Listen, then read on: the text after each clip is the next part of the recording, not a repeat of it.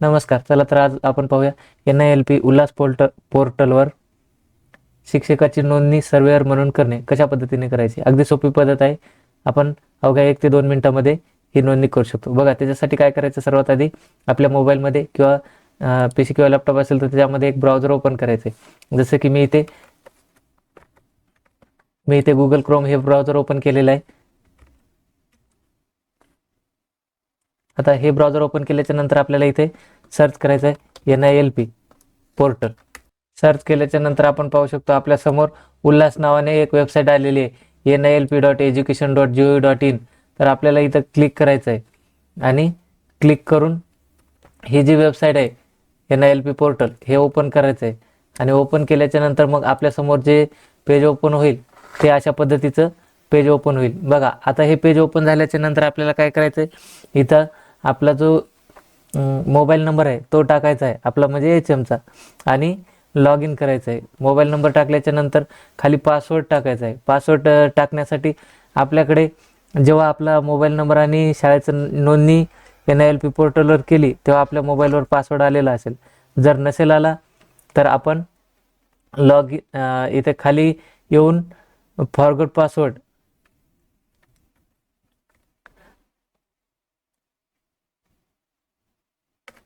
हे इथे पाहू शकतो आपण. फॉरगेट पासवर्ड हे एक ऑप्शन आहे आपल्यासमोर, किंवा त्याच्या व्यतिरिक्त एकदम खाली आला तर आपल्यासमोर एक ऑप्शन आहे लॉग इन वाया OTP, म्हणजे आपण OTP घेऊन सुद्धा लॉग इन करू शकतो. ज्यांच्याकडे पासवर्ड नाही त्यांनी ही पद्धत वापरायची आहे. मग आता हे डिटेल्स आपण भरल्याच्या नंतर काय करायचं आहे, आपला नंबर आणि पासवर्ड भरायचा किंवा लॉग इन वाया OTP करायचं आहे आणि तिथे लॉग इन करायचं आहे. लॉग इन केल्याच्या नंतर जे पेज आपल्यासमोर ओपन होईल ते असेल अशा पद्धतीचं. बघा, आता हे जे पेज आहे आपल्यासमोर ओपन झालं. ओपन झाल्याच्या नंतर वर इथे पाहू शकता तुम्ही की HMचं नाव दाखवलेलं असेल.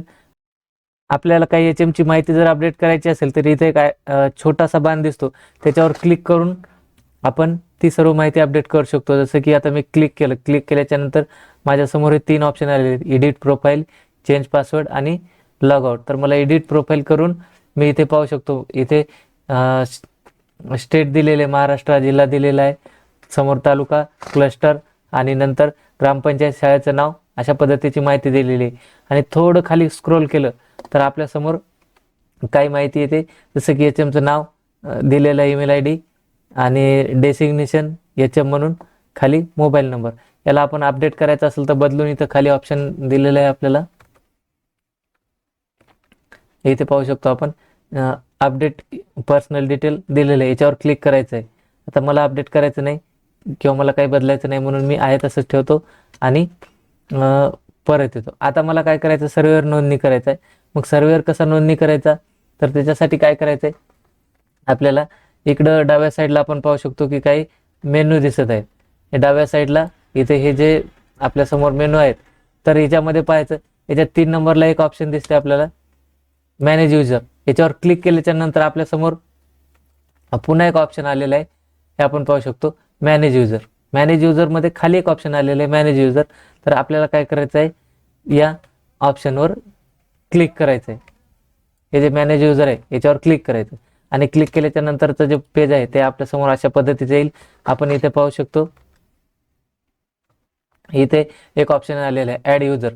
तर आपल्याला ॲड युजरवर क्लिक करायचं आहे. आता मी ॲड युजरवर क्लिक केलं तर माझ्यासमोर अजून काही ऑप्शन आलेले आहेत. बघा, इथं दिलेले पर्सनल इन्फॉर्मेशन. आपल्याला युजर ॲड करायचा म्हणजे सर्वेअर ॲड करायचं आहे. खाली दिलेले आहे असाइन रोल, तर त्याच्यामध्ये सर्वेअर आहे. मग इथं सर्वेअरचं नाव, आपल्या शाळेमधला जो शिक्षक आहे त्याचं नाव टाकायचं. शिक्षकाची नोंदणी सर्वेअर म्हणून करण्याच्या सूचना प्राप्त झालेली, त्याप्रमाणे आपल्याला नाव टाकायचं. नंतर त्याचा मोबाईल नंतर, आणि नंतर त्याच सर्वेअरचा ईमेल ID टाकायचा आहे आणि नंतर त्याचं डेसिग्नेशन याच्यामधून निवडायचं आहे. खाली आपण आल्यास आपल्याला खाली त्याचं डेसिग्नेशन पण आपल्याला दाखवेल. इथं आपण पाहू शकतो की डेसिग्नेशन हे टीचर एक ऑप्शन आहे, तर ते आपल्याला सिलेक्ट करायचं. अशा पद्धतीने ही माहिती भरायची. बघा, मी ही माहिती भरतो. अशा पद्धतीने सर्व माहिती भरल्याच्या नंतर खाली असाइन रोल जे दिसते तिथं आपल्याला सर्वेअर जे ऑप्शन आहे, तर या ऑप्शनवर आपल्याला क्लिक करायचं आहे. जेव्हा मी याच्यावर क्लिक करल तर माझ्या समोर एक ऑप्शन येईल. पहा, इथे UDAS कोड टाकायचा आहे आणि खाली यायचं आहे. खाली आल्याच्या नंतर आपल्याला खाली एक ऑप्शन दिसेल इथे सेव्ह म्हणून. तर या सेव्हवर आपल्याला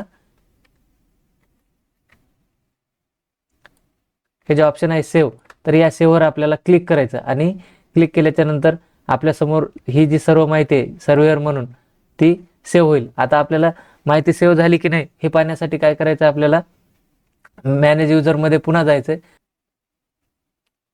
पुन्हा त्याच्या खाली आपल्याला एक ऑप्शन दिसते मॅनेज युजर म्हणून, इथं क्लिक करायचं आणि क्लिक केल्याच्या नंतर आपल्यासमोर आपण जो सर्व्हेअर नोंदणी केलेला आहे त्याची माहिती दिसेल.